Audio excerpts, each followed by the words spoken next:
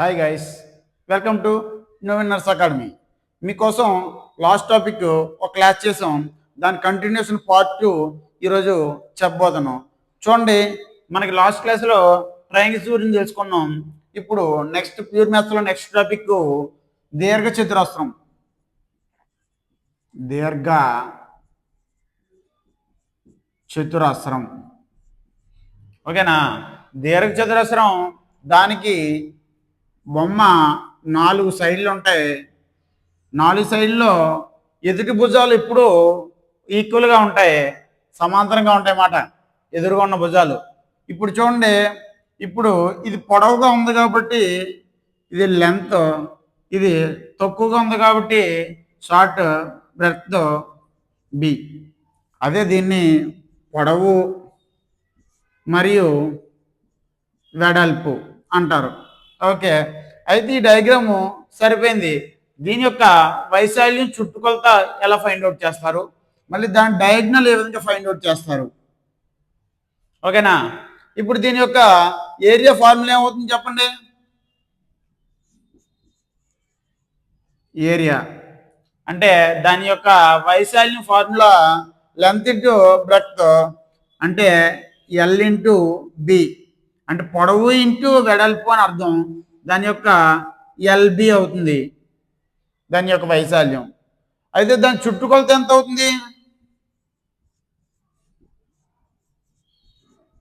చుట్టుకొలత అంటే దాని యొక్క సర్ఫేస్ యొక్క చుట్టూ ఉన్న కొలతని మొత్తం కలపాలి. ఇక్కడ ఎల్ ఉంది, ఇక్కడ బి ఉంది, మళ్ళీ ఇది ఏమవుతుంది? ఎల్ అవుతుంది, ఇది మళ్ళీ బి అవుతుంది.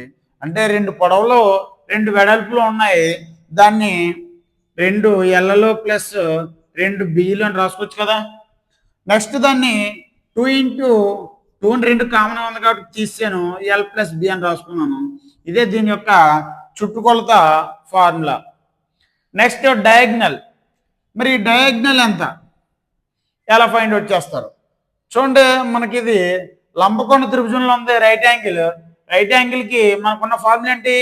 పైథాగరస్ ఫార్ములా యూజ్ చేసాం అనుకోండి, వచ్చేస్తుంది కదా. Okay, Pythagoras formula diagonal equal to ఏంటి? D square equal to L square plus B square. Okay, మనకి ఇప్పుడు ఏం కావాలా? డి కావాలా. అప్పుడు D equal to root of L square plus B square. ఇది డయాగ్నల్ యొక్క ఫార్ములా. చూసారా? దీర్ఘచతురస్రం ఫార్ములాస్ ఈజీగా గుర్తుపెట్టుకోండి, ఎందుకంటే మనకి ఎప్పుడు ఒక డయాగ్రామ్ చూసామంటే దాన్ని ఆటోమేటిక్గా అన్ని తెలుసుకోవాలి. అదేవిధంగా నెక్స్ట్ చతురస్రం.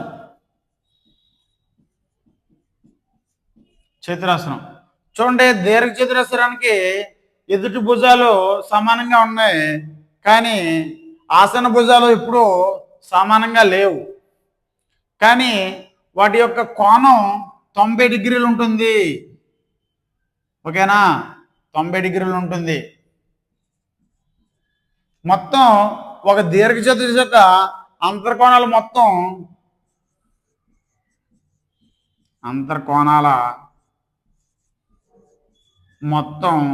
360 డిగ్రీలు. ఓకేనా? నెక్స్ట్ చతురస్రం యొక్క 4 భుజాలు ఎప్పుడు సమానంగా ఉంటాయి. ఓకేనా? 4 భుజాలు కూడా సమానంగా ఉంటాయి.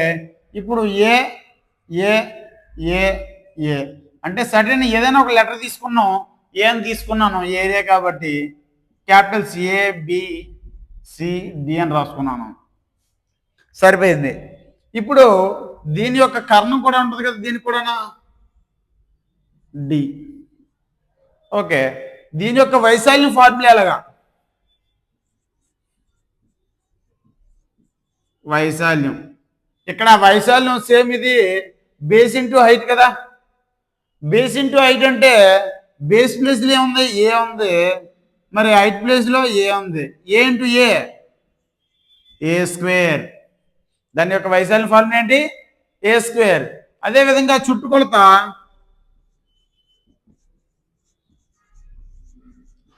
ఫార్ములా చూడండి, ఇక్కడ 4 సైడ్లు కలపాలంటే ఇందాక ఏం చేసాం, రెండు ఎల్లో రెండు బీలు ఉన్నాయి, రెండు పొడల్లో రెండు వెడల్పులు.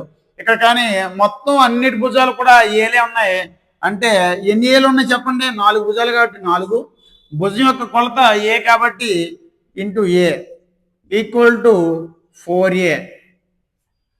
ఓకే, సరిపోయింది. మరి దీనికి కూడా డయాగ్నల్ చేయాలి కదా. ఆ diagonal D square equal to భుజం స్క్వేర్ అంటే A square plus A square equal to okay D square. అయితే ఇప్పుడు డి కావాలిగా, D equal to root of A square రెండు ఏలే కదా, 2a స్క్వేర్ అని రాసుకోవచ్చు కదా. 2a స్క్వేర్ చూడండి, ఈ విధంగా మల్టిప్లికేషన్ 2a స్క్వేర్ ఉంది కాబట్టి ఏని సెపరేట్ తీసేస్తున్నాను. అప్పుడు √2 ఇంటూ √a స్క్వేర్ అని రాసుకోవచ్చు కదా. ఆ విధంగా రాసుకున్నప్పుడు స్క్వేర్కి రూట్కి పోయింది, ఇక్కడ ఇది క్యాన్సిలేషన్ అవ్వదు. అప్పుడు మిగిలిందేంటి, a√2 అంతే కదా, డి ఈక్వల్ టు ఓకేనా.